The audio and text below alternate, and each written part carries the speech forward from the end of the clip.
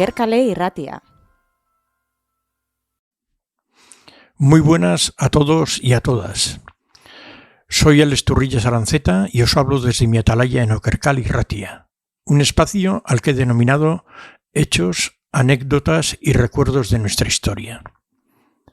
En este primer programa, al que he titulado Barberokua, los Ostolaza y Kultur Elkartea, quisiera rendir homenaje a quienes hicieron posible que Okerkale Irratia llegue a los oídos de quienes nos estáis escuchando, los hermanos José Manuel y Francisco Ostolaza. Y para comenzar este primer programa, nada mejor que hacerlo con una música muy conocida por todos los de Barras. Una música que, como podréis ver, está relacionada en cierto modo con el tema que hoy tratamos.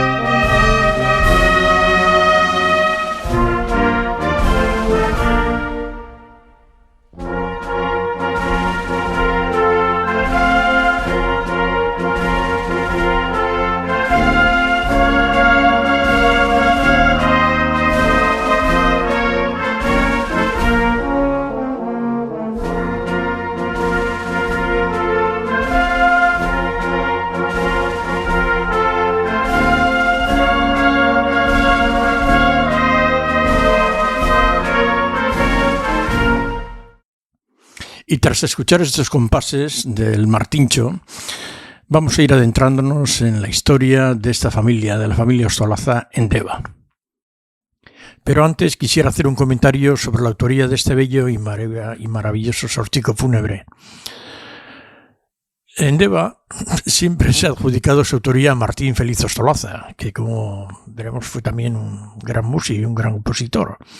Mientras que en Azpeitia, la autoría del sorchico se le atribuye a José Ignacio Aldálur, quien fuera organista de la parroquia de San Sebastián de Saragoza de Azpeitia. Bueno, sea como fuere, queda claro que hoy tiene relación con Deva y con Azpeitia. Posiblemente, yo quiero creer que mucha relación con Martín Feliz Ostolaza. Bueno, la familia Ostolaza procede en sus orígenes del municipio de Haya. Y la primera noticia que tenemos de un Ostolaza en Deva es en el barrio de Arrona. Digo en el barrio de Arrona de Deva porque en aquella época el barrio de Arrona era un barrio del municipio de Barra. Lo mismo que posteriormente se designó el barrio de Garagarza, anteriormente también perteneciente a Deva, en Mendaro, Garagarza. Bueno, pues el primer Ostolaza al que tenemos una noticia es Manuel Ostolaza, que está casado con Josefa Ignacia Arízaga, natural de Iciar. Manuel Ostolaza tiene 3 hijos, uno se llama José Manuel, otro se llama Martín Feliz y el otro Miguel. Bueno, esta familia con sus hijos ya aterrizan en el municipio, en el casco urbano de Deva, donde hoy se asienta el Kultur Elkartea y donde hoy estamos transmitiendo. Era una casa, un caserío, digamos, urbano, que tenía su huerta, como muchas casas de la época, y se llamaba Barberokua. Esta casa se llamaba Barberokua. Bueno, aquí nace Martín Feliz Ostolaza en 1789, y este realmente fue un personaje muy popular en su época. Era un hombre emprendedor, polifacético, un hombre culto. O sea, vamos por comentar alguna cosita, ¿no? Por ejemplo, fue mayordomo de la cofradía de pescadores, de Deva, fue armador de su propio buque, el San José y las Ánimas, un barco de 15 toneladas, fue administrador de la aduana portuaria de Deva, fue famoso bailarín. Cuando digo bailarín, las crónicas hablan de bailarín, no de danzari. Era un hombre que estaba muy reclamado por importantísimas compañías de teatro de toda España. O sea, su fama trascendía del ámbito, digamos, local. Fue compositor musical, fue un hombre culto, un gran lector. Bueno, un hombre muy conocido en su época. Aparece citado ya en lo que yo he denominado la primera guía turística de Guipúzcoa. Es una obra escrita en 1848 y se titula Una expedición a Guipúzcoa en el verano de 1848, donde Francisco de Paulo Madrazo, el autor de esta guía, hace numerosas referencias tanto del pueblo de Deva como de, en concreto, este personaje, Martín Feliz Ostolaza. Bueno, pues este Martín Feliz Ostolaza, es, como he dicho, un gran emprendedor. Le coincide un momento en cuando ha finalizado la guerra carlista, entonces llega un resurgir de la economía y de un tipo de economía muy concreta que es el turismo. Deva es uno de los centros pioneros en el turismo de ola, que se llamaba, es decir, en los baños de mar. Bueno, y pues es un empresario hotelero, crea sus propias fondas, posteriormente hoteles, luego casas de baños. Crea incluso un café con billar, que aparece en las crónicas como algo muy importante a resaltar lo del billar. Fue alcalde de Deva, fue también empresario taurino, representante de toreros, como el famoso Antonio Tuarte, marinero, y los miembros de su cuadrilla, entre la que se encontraba José Ventura Laca, el famoso banderillero muerto en la plaza de Azpeitia, empitonado el día 1 de agosto de 1800, creo recordar, 41, y muerto al día siguiente, el 2 de agosto de ese año, durante las corridas de las fiestas de Azpeitia. Bueno, ya, en fin, hemos visto un poquitito quién fue este personaje. Bueno, un personaje tan emprendedor, pues parece ser que dejó en sus genes, en quienes le sucedieron, pues bueno, esa impronta, ¿no? Ese espíritu. Y así llegamos a José Manuel Ostolaza, un bisnieto suyo. Hasta ahora había pensado yo que era nieto, pero no, efectivamente estoy mirando el árbol genealógico y fue bisnieto. José Manuel Ostolaza y Francisco Ostolaza fueron bisnietos de Martín Feliz. Bueno, José Manuel Ostolaza era hijo de Ascensio Ostolaza Larrea y de Segunda Zavala. Este matrimonio escapan a Valladolid. En ese momento residían en la zona de las Encartaciones de Vizcaya, y escapando de los horrores de la guerra marchan a Valladolid durante la última guerra carlista. Y allí en Valladolid precisamente nace José Manuel Ostolaza, nace el año 1875. Posteriormente, después de la guerra, cuando vuelven a Deva, la familia también estaría asentada en Bilbao, y en Bilbao nacería, en 1888 nacería Francisco Ostolaza. Bueno, como digo, regresan a Deva, la familia Ostolaza, desde Valladolid al finalizar la guerra, y bueno, los muchachos se crían aquí y tienen que estudiar aquí. Entonces los padres, que son gente realmente pudiente, si no grandes pudientes, sí con una meritoria fortuna, ¿no? Bueno, pues le envían a José Manuel a estudiar en uno de los centros más importantes educacionales que había en ese momento en Euskadi, y era el Colegio de los Jesuitas de Orduña. En el Colegio de Jesuitas de Orduña estudió gente muy conocida, ¿no? Era un colegio de prestigio, era un internado de prestigio. Ahí estudiaron, por ejemplo, Sabino Arana, estudió José Antonio Aguirre, estudió Manuel de Irujo, gente muy conocida y personalidades de la historia de Euskal Herria, ¿no? O sea, era un colegio de prestigio. Bueno, pues allí se educa en el Colegio de Orduña y de allí pasa a Bilbao. Pasa a Bilbao, estudia comercio, pero bueno, empieza a trabajar en una empresa por cuenta ajena y la cosa no le convence. Entonces estudia algo que en ese momento le atrae mucho más. ¿Y qué es? Los estudios de náutica. Y se hace marino mercante. saca el título de marino mercante y, lógicamente, como todo marino, tiene que hacer las prácticas. Y se embarca en barcos mineraleros que en ese momento hacían la ruta con hierro, llevando hierro de las conocidas minas vizcaínas, las minas de Vizcaya, llevando a Inglaterra. Tiene malas experiencias porque le toca una época de muchos temporales, en fin, acaba un poco asqueado. Bueno, y de allí embarca para Filipinas. Tenemos que tener en cuenta que en esa época Filipinas era una provincia de ultramar y, claro, está en guerra. Entonces, pues bueno, las experiencias que nos narra de esa época José Manuel, pues también son un tanto curiosas.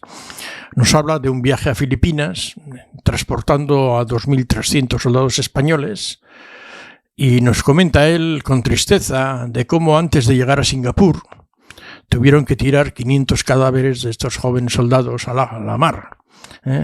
Gente que había fallecido, pues eso, de fiebres, de paludismo, de disentería. Bueno, asqueado acabó. En fin, así se embarca en un barco están en guerra, es movilizado como marino mercante en un barco de la Compañía Transatlántica y otra vez a la guerra, esta vez a la guerra de Cuba. Bueno, y allí se dedica, pues eso, con el barco a transportar soldados heridos hacia España, a llevar de España a Cuba soldados de reemplazo para la guerra. Y bueno, y el final de la revolución, ya en 1898, año en que cae tanto Filipinas como Cuba y Puerto Rico, pues bueno, le pilla en Cuba. Y allí se queda. En vez de volver a España, se queda allí. Y bueno, le pilla en La Habana y él decide marchar a Matanzas. No se encuentra físicamente bien, ha pasado enfermedades, ha perdido incluso parte de la visión de un ojo, está un poquitito asqueado. Y bueno, ya colgado allí como está en La Habana, pues marcha a Matanzas, donde tenía un pariente que se llamaba Valentín Ignacio Zámiz Ostolaza. Y bueno, y trabaja allí en Matanzas en un almacén. Hasta que, bueno, ya decide cambiar un poquito el rumbo de su vida y no aguanta más en Cuba y escapa a México. En cuanto tiene una oportunidad y solamente dos perras, se va de Cuba a México, concretamente a la ciudad de Tehuacán, en el estado de Puebla. Esto sucede en el año 1900. En 1902 se inicia ya como empresario. Es curioso él cómo cuenta en qué consiste su empresa, ¿no? Él se dedica a comprar a los indios, les compra paja y cuerpos de sombreros para revenderlos en Estados Unidos. También compra cuero y compra café verde, que luego los tuesta y los manda a Estados Unidos. En 1906, José Manuel funda la empresa Zavalla y Cía, con un socio. Y en 1907 se lleva a México a su hermano Francisco. El negocio parece que funciona y dice, coño, mi hermano Francisco es un hombre que vale para esto. Era un chico joven. Francisco en ese momento tenía 19 años, pero tenía un bagaje de formación muy importante. Los padres, como he dicho antes, tenían posibilidades de dar una buena educación a sus hijos. Y Francisco había estudiado la carrera de comercio. Es lo que hoy día llamaríamos ciencias económicas o empresariales, ¿no? Y entonces los padres, no contentos, siguieron formando a su hijo y lo llevaron 2 años a Francia, donde aprendió lógicamente perfectamente inglés, y posteriormente lo enviaron a estudiar a Inglaterra, donde estuvo otros 2 años y aprendió perfectamente el inglés. Bueno, y así ya tenemos ya a los 2 hermanos juntos en México. En 1907 llega, como he dicho, con 19 años Francisco a México, y esto será ya el inicio de algo que con el tiempo llegará a ser una gran empresa.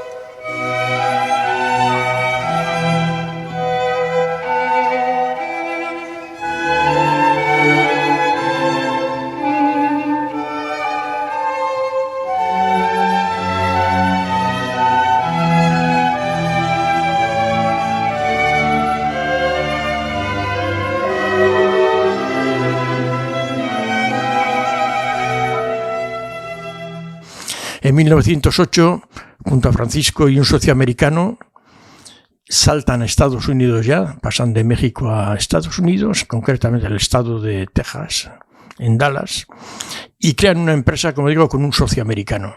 Precisamente referente a esa época, José Manuel nos transmite sus recuerdos de lo que era el campo americano, el trabajo en el campo americano, un campo donde todavía las labores no estaban mecanizadas y se realizaba todo a base de caballerías, de mulos y de caballos.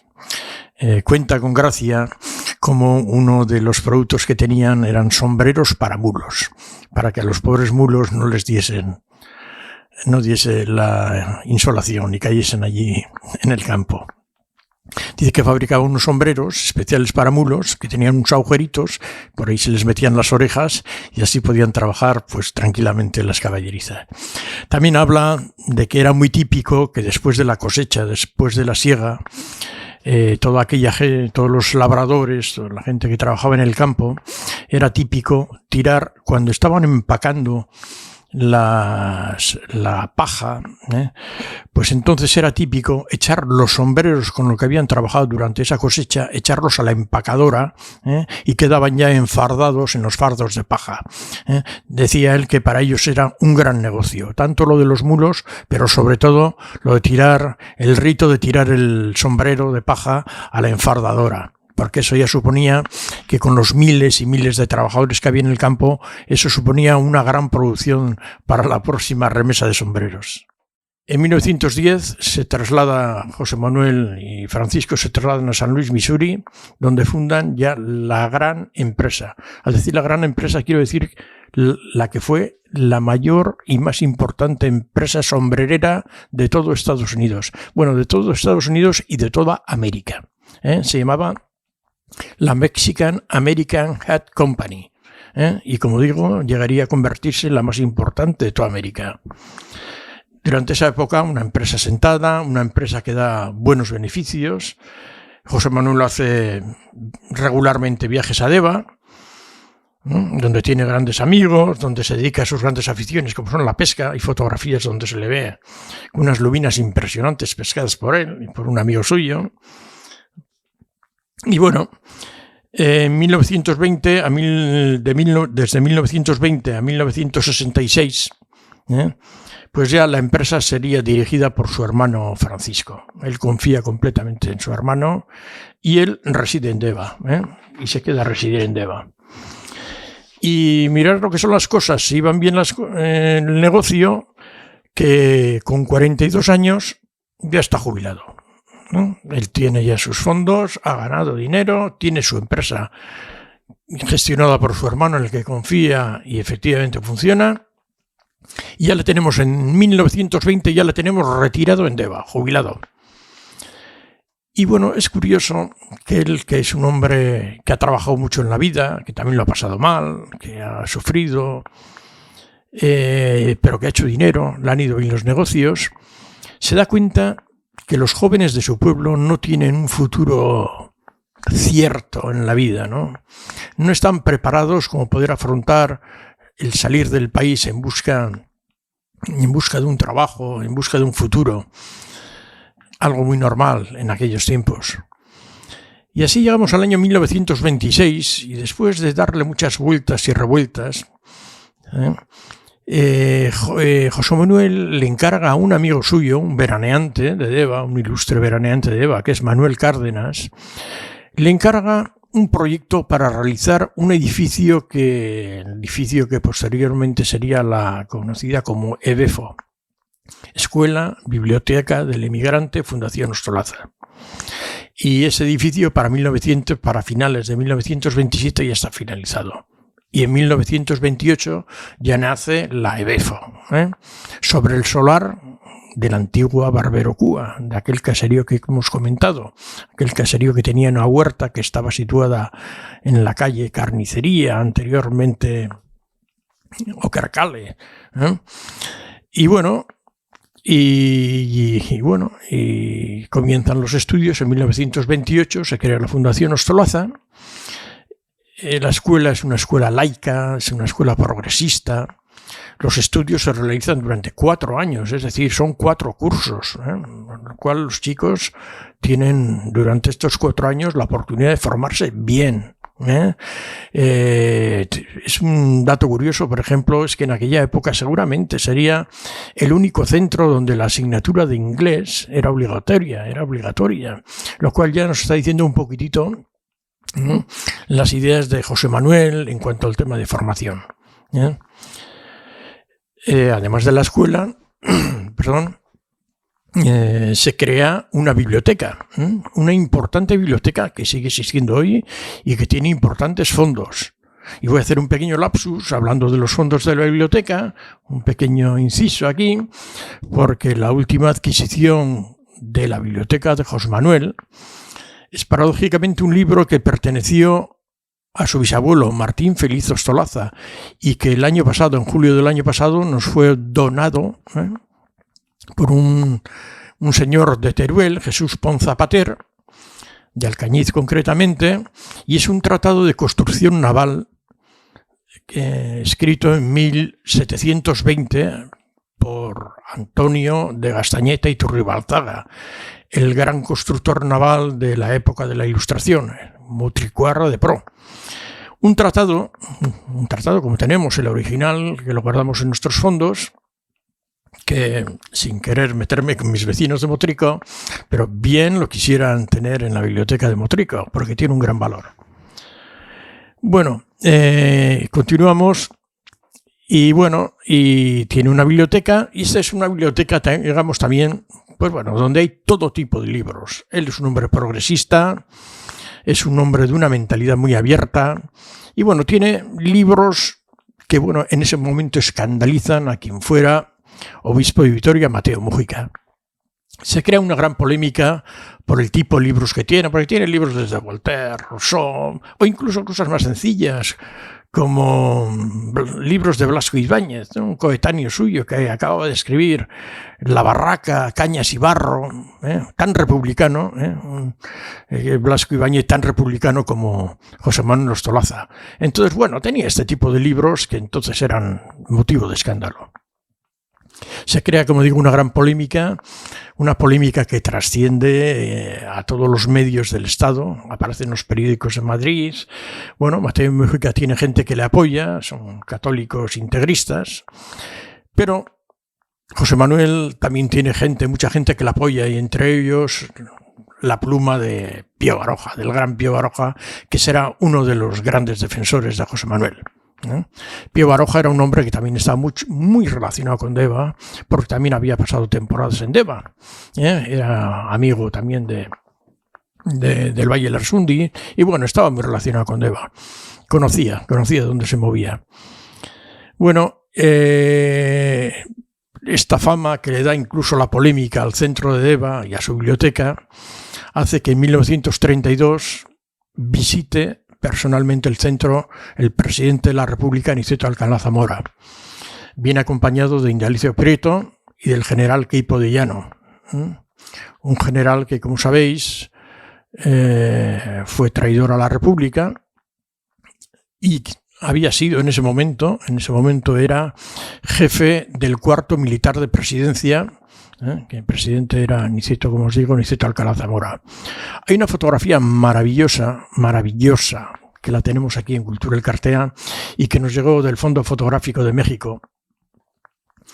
Y es una foto muy bonita en que se ve la calle Ostolaza, es el año 1932, la calle Ostolaza llena de gente, y se ve a Aniceto Alcalá Zamora, tras él se le ve a Indalecio Prieto y delante, en primera fila, a Queipo de Llano. Van escoltados por dos bellas jóvenes con un sombrero frigio y con sendas banderas republicanas. Es una escena muy bonita. Y tenemos esta foto, la tenemos aquí en Cultura El Cartea. Y como también este programa da pie a algunos chascarrillos, decir que curiosamente Aniceto Alcalá Zamora y el general Queipo de Llano eran consuegros, porque un hijo de Niceto Alcalá Zamora estaba casado con la hija mayor de Queipo de Llano. Es curioso porque Niceto Alcalá Zamora tuvo que salir al exilio, primero a Francia y luego a Argentina, a Buenos Aires, donde murió. Pero también fue al exilio su hijo, el hijo de Niceto Alcalá Zamora, con su esposa, que era la hija de Queipo de Llano, y hasta 1976 creo que no pudieron venir desde Argentina. Bueno, y otra cosa muy graciosa, es quizás hayáis visto algunos, es uno de los regalos que se le hicieron a Niceto Alcalá Zamora en Deva, que son unos muñequitos realizados por Iñaki Amuategui. Es una escena muy bonita en la que se ve, son unos muñequitos que, para que os hagáis una idea, son realizados por el mismo. Habréis visto en la librería Arcacha, en el escaparate en fiesta suelen decorarlo con unos cacheros, es un bodegón, unos cacheros tomando vino, pan, una merienda, con unos chorizos, un porrón. Bueno, son unos muñequitos muy graciosos. Bueno, pues se le hicieron expresamente a Niceto Alcalá Zamora una escena de estas, y eran un baserritarra con una baserritarra. En el centro aparece un tendero con su bata gris, y luego a la derecha aparece un arranchale con su mujer, y llevan una pancarta en la que se puede leer Gora Gora Alcalá Zamora. Es una escena muy típica que tiene mucha gracia. A mí siempre me ha hecho mucha gracia. También tenemos fotografías de ello. Bueno, y llegamos al año 1936. 1936, bueno, todos sabemos lo que ocurre. Incluso la calle que se denominaba calle José Manuel Ostolaza, pues bueno, cambia de nombre y será la calle 23 de septiembre. Es el día en que las tropas franquistas, las tropas sublevadas, que había muchos raquetes y demás, bueno, entran en Deva. ¿Y qué ocurre? Pues bueno, quienes estaban comprometidos con la idea republicana, pues bueno, tienen que salir rápidamente de aquí y escapar al exilio. Uno de ellos es José Manuel. Hay un texto de José Manuel, que lo cuenta en sus memorias, que lo voy a leer, ¿no? Desde una carta, y dice: comprendí el deseo de Paco se refiere a Francisco Solaza, su hermano, de que saliera de aquel infierno, y el 10 de agosto embarqué en Bilbao para Francia. Y en Bayona tuve una conferencia telefónica muy emocionante con Paco, quien como yo estaba satisfechísimo de que hubiera salido de España, en donde los franquistas seguramente me hubieran fusilado por mis ideas. También le acompañó al exilio en México Pepita Arriola, su fiel bibliotecario de la BEFO. Bueno, en el año 1941 ya había terminado la guerra, pero todavía el régimen, pues venga, ahí sigue, con ejecuciones y con juicios. Tengo aquí la ficha de la sentencia del juicio contra José Manuel Ostolaza, que la voy a leer por algunos datitos porque tiene su gracia, ¿no? Sentencia condenando a José Manuel Ostolaza, comerciante vecino de Deva, Guipúzcoa, al pago de 100.000 pesetas en concepto de indemnización de perjuicios y 15 años de extrañamiento por diversas causas de responsabilidad política. Productor: Tribunal Regional de Responsabilidades Políticas de Navarra. Fecha: 26 de febrero de 1941. Lugar: Deva, Guipúzcoa, España. Contenido: y aquí está lo gracioso.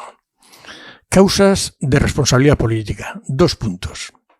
Distinguirse por su propaganda de la enseñanza laica y ayuda económica prestada a la misma, llevándole a crear la Fundación Ostolaza de Deva, Guipúzcoa, dedicada a la enseñanza laica con una biblioteca anexa provista de obras revolucionarias. Firmar artículos en el periódico El Liberal, donde se enorgullece de su obra. Apoyar económicamente a los candidatos de izquierda en las elecciones, poniendo asimismo su automóvil a disposición de los republicanos para el traslado de votantes a los colegios electorales. Ser miembro del Frente Popular durante el dominio republicano en Deva, Guipúzcoa, y salir de la zona republicana durante la Guerra Civil y permanecer en el extranjero más de 2 meses. Y tanto que más de 2 meses. Efectivamente, hasta su muerte permaneció fuera, en el exilio, el pobre José Manuel. José Manuel no volvería más a Deva y moriría en el exilio ayudando a artistas y a gente de la cultura, entre ellos Aurelio Arteta. Ya sabéis quién es Aurelio Arteta, el gran pintor tiene conocidísimos cuadros, pero uno sonará mucho. Estuvo en la Diputación de Guipúzcoa, ahora está en el Museo San Telmo, que es Romería Vasca. Este cuadro, Romería Vasca, fue regalado, según se dice, al Ayuntamiento de Deva por José Manuel Ostolaza al final de su vida, pero parece ser, según se comenta, no tengo pruebas de ello, el Ayuntamiento lo rechazó y entonces fue donado a la Diputación de Guipúzcoa. Es un cuadro maravilloso, es un cuadro muy conocido de Arteta, un personaje del que otro día hablaremos refiriéndonos en un programa a Pablo Sorozábal, porque también tiene que ver mucho con Pablo Sorozábal. Haremos un programa sobre ello. Bueno, como decía, José Manuel falleció en México el 23 de octubre de 1954 y fue enterrado en México. Años después, sus restos, sus cenizas, fueron traídas a Deva y reposan junto a las de su bisabuelo en el cementerio, en el viejo cementerio de Deva, su bisabuelo, junto a su bisabuelo Martín Feliz Ostolaza, en la tumba familiar. Qué pena, no sé, ahora con el traslado del cementerio del viejo al nuevo, me da pena que se pierdan estos restos con lo que representan en nuestra cultura, con lo que representan o deben de representar para nosotros, que al final queden en el olvido. No sé, yo lanzo si se podría hacer algo, no sé.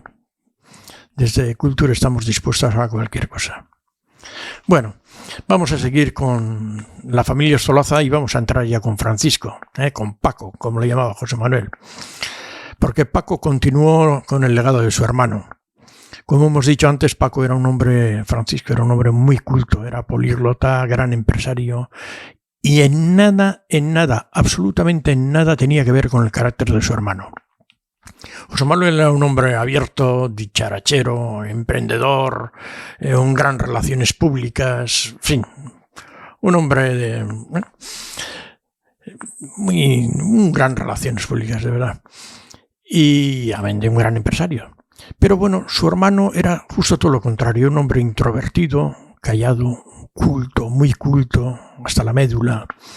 Tenía pinta caserito. En las fotos que aparecen en Deva, en las fotos que aparece Francisco en sus últimos años en la playa de Deva y con chapela, parece un caserito. Y era de los grandes empresarios norteamericanos.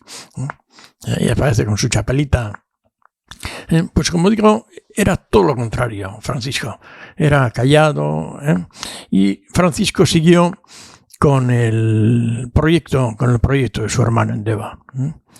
En 1959 colaboró en la cesión del edificio de la EBEFO, de la antigua EBEFO, para transformarlo en Escuela de Iniciación Profesional Industrial, una escuela que hemos conocido, al menos todos los que tienen mi edad, la han conocido y han estudiado allí.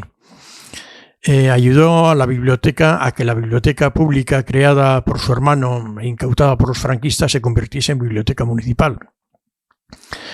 En los años 60 contribuyó a la donación de 5 millones para la construcción del Colegio Nacional Mixto, que llevaría el nombre de Ostolaza desde el año 1970. Posteriormente, en 1969, se crea el edificio Ostolaza. En el edificio Ostolaza, la Escuela Experimental de Arte Vasco, dirigida por Jorge de Oteiza. O sea, estamos viendo este edificio, la historia que tiene. Es un edificio para amarlo porque es parte de la historia no de nuestro pueblo, de Deva, sino de nuestro pueblo, de Euskal Herria. Por aquí ha pasado gente muy importante, desde Jorge Oteiza, Ibarrola, en fin, todos los grandes, Sistiaga. Bueno, fue un movimiento cultural muy importante que se desarrolló dentro de estos muros. En 1969, se crea la empresa. En 1970, el gobierno de España concede a Francisco Ostolaza la encomienda a Alfonso X el Sabio. Hay una fotografía en que se ve en San Luis, Missouri, al cónsul español, junto al alcalde de Deva en aquella época, Joaquín Aberribay, y junto a Pachi Aldabaldetrecu, que era miembro de Cultura del Cartea de Deva. Es el momento, existe la foto en que se le está otorgando el gobierno de España la encomienda a Alfonso X el Sabio. En 1996 se cambió el nombre al Colegio Ostolaza, inexplicablemente, de verdad. Son cosas que quedan ahí marcadas. No sé. En fin. Desagradecimientos que suceden de vez en cuando. En 1960, como habíamos dicho, se había creado Debaco Culturel Cartea, que tras la muerte de Francisco pues, recibe como legado un fondo económico y el edificio de la antigua EBEFO, desde donde estamos ahora transmitiendo este programa, el antiguo Barbero Cúa, el antiguo caserío Barbero Cúa de la familia. Francisco Paco falleció en enero de 1971 en San Luis, Missouri, donde se había ya nacionalizado americano.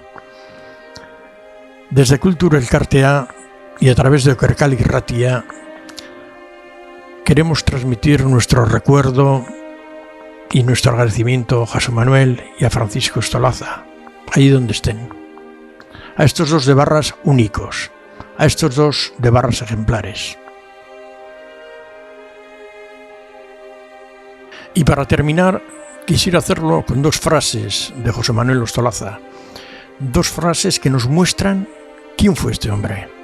Son para mí todo un ejemplo de lo que debe ser un verdadero ciudadano.